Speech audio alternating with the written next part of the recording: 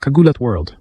Buong internet umarangkada ang pangalan Alex Ayala at naging trending global topic hindi lang dahil sa tennis, kundi dahil sa kung paano binuo ng mundo ang usapan tungkol sa kanya online. Keyword engagement na sobrang lakas, medical level viral spikes, at social buzz na inihahambing sa mga pinakamalalaking pangalan sa sports at entertainment. Ang simpleng mention ng pangalan Alex Ayala sa social platforms, forums at search engines ay nag-trigger ng tsunami ng interactions across cultural, athletic, and online fandom spaces, from Filipino communities to international tennis watchers. Netizens everywhere have talked about her story-making run, her personality, her emotional responses, and even how people react when her name pops up alongside elite global stars. Hindi lang basta tennis moves ang pinag-uusapan.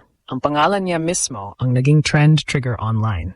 Search lists showed that Alex Ayala topped searches among female personalities in her home country and scored top sports search entries overall.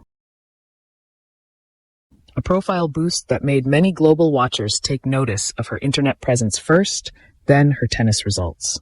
Ngayong karamihan ng spotlight ay hindi nakapokus lang sa court, kundi sa keyword visibility niya sa internet. Kung saan ang pangalan Alex Ayala rivaled some of the biggest global athletes in buzz and attention for specific moments. It's sparking comparisons in social chatter with world-famous names, memes, and fan discussions across Reddit, Twitter, and cross-platform threads. Sa isang era kung saan keyword fame equals momentary global attention, Alex Ayala has become a viral magnet, trending not only during her big wins, but also in cultural moments, fan debates, and even in controversial viral content. The internet is literally talking about her name, not just her scoreboards. And that's what makes this breakout moment so huge. Hindi basta fanstat ang hype kay Alex Ayala. Ang keyword mismo ay nag-trigger ng global engagement across media. Sa Google Trend lists, ang pangalan niya ay umangat ng hindi pangkaraniwan. Top female personality. At nasa top sports searches sa isang buong taon, saglit na nakikipagsabayan sa ibang trending topics like big news events and pop culture fever. Hindi ito pangkaraniwang result ng tweet or single post. Ito ay aggregate interest sa pangalan niya, kasama ang online buzz tied to her performances and cultural conversations. Minsan ang isang media content na may Alex Ayala sa title or description ang nag-generate ng greater visibility online than similar content about even elite WTA stars. A rise in shares and viral reposts, especially on YouTube and TikTok ecosystems, driven by curiosity about who she is and what she did. Hindi lang sa mainstream feeds. Ang pangalan Alex Ayala ay malakas sa discussions sa global forums tulad ng Reddit, X, and online boards. May mga thread na nagsimula dahil lang sa question kung siya ba ang pinaka-popular sa WTA, kahit na ibang level ang academic fanbase ng iba pang stars. Ang mga ganitong threads ay nagpapakita ng isang global social dialogue. Hindi lang basta fans talking, kundi real debates sa iba't ibang communities kung ano ang meaning ng popularity when it comes to international recognition versus regional fandom. Part of that trend? Netizens everywhere, tying her name to other lateral comparisons. The internet didn't just talk about her matches, it talked about her character, attitude, and identity.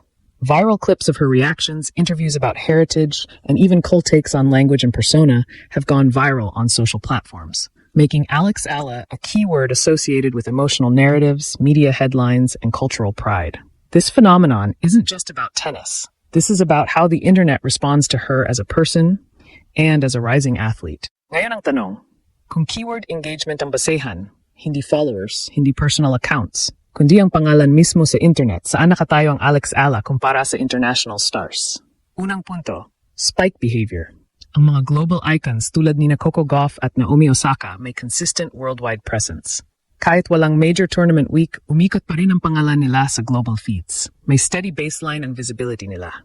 Pero kay Alex Ayala, iba ang pattern. Kapag may milestone moment, malaking upset, historic ranking leap, emotional press conference, cultural pride highlight, ang keyword na Alex Ayala biglang sumasabog sa search engines, social platforms at online forums. Ramdam ang pagtaas ng curiosity. Ramdam ang global reaction. Ang ganitong klaseng spike pattern ay kapareho ng trajectory ng mga international stars nung nagsisimula pa lang silang pumasok sa world spotlight. Ikalawang punto, cross-community traction. Hindi lang tennis fans ang nag-uusap tungkol sa kanya. Ang pangalan niyang Alex Ayala lumalabas sa lifestyle conversations, youth inspiration threads, national pride narratives at diaspora discussions. Kapag ang isang athlete ay tumatawid sa sports bubble at pumapasok sa cultural conversation, doon nagsisimulang mabuo ang mas malaking identity. Hindi lang siya player, nagiging symbol siya. Ikatlong punto, debate value. Kapag ang isang pangalan ay ginagamit sa comparison threads at online debates, kung siya ba ang susunod na global star o kung gaano kalaki ang popularity niya kumpara sa iba, ibig sabihin may weight na ang pangalan. International stars are debated. Regional players are just reported.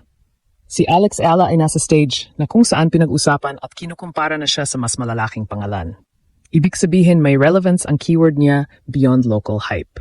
Hindi pa siya nasa parehong level ng sustained year-round global dominance ng mga multi-title champion. Pero kung pag-uusapan ang intensity ng engagement sa tuwing may breakthrough moment, ang Alex Ayala keyword ay kayang makipagsabayan sa international buzz cycles. At iyon ang mahalaga. Ang foundation ng global recognition ay hindi agad steady. Nagsisimula ito sa malalakas na alon ng attention. Ang mas malaking larawan dito ay hindi lang trending topic ang usapan. Ito ay tungkol sa pagbuo ng narrative.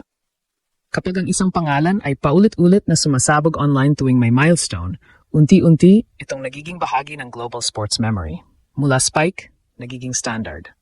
Mula curiosity, nagiging expectation. At kapag dumating ang mas malaking stage, ang tunay na Grand Slam breakthrough, ang keyword na Alex Ayala ay hindi na lang magiging comparable sa international stars. Posibleng maging isa na rin siya sa mga pangalan na sila naman ang ikukumpara ng susunod na henerasyon. Ang pangalan na Alex Ayala ay hindi lamang basta trending topic sa social media. Ito ay naging global keyword phenomenon. Sa bawat milestone na kanyang naabot, sa bawat historic ranking leap o memorable match, ang pangalan niya ay sumasabog sa internet, nagpapasiklab ng diskusyon at paghahambing sa mga international stars. Hindi ito tungkol sa kanyang personal accounts, kundi sa kung paano ang simpleng keyword ay nagiging sentro ng global engagement. Ang pattern ng kanyang pangalan sa internet ay katulad ng mga rising stars noon. Mabilis ang spike sa tuwing may breakthrough, malawak ang cross-community traction, at nagiging sentro ng debate at usapin sa iba't ibang forum at platform. Hindi lang siya tinatalakay sa sports bubble. Lumalampas siya sa kultura, kabataan at diaspora communities. Kaya ang keyword na Alex Ayala ay may multiplier effect sa global attention.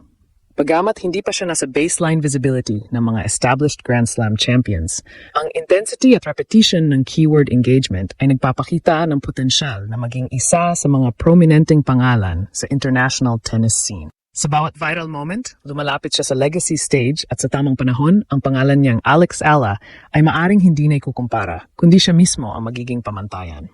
Buong internet, buong mundo, ginulat na siya. Ang keyword ay simbolo na ng pag-asa, pride, at hinaharap ng Filipino sports sa global arena.